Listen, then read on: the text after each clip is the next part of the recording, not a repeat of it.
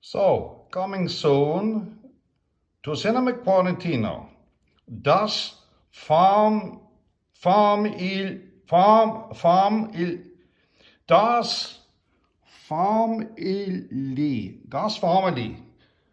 Das ist Deutsch, Hochdeutsch.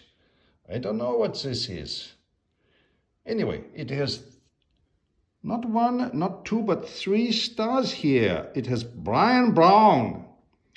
Oh, Rachel Ward. She's very hot.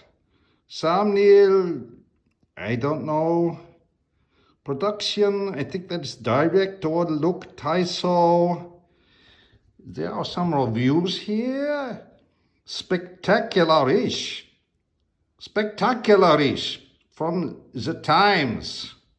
Spectacular, I thought was good enough, but spectacular-ish, I guess, is better. The Lancet, I think that says, Der Lancet says it is sterile. Sterile. Yes, sterile. That means there are no germs here. So, that is very, very exciting. Das FARMILEE. Farm, I guess it's set on a farm or something like that. I don't know.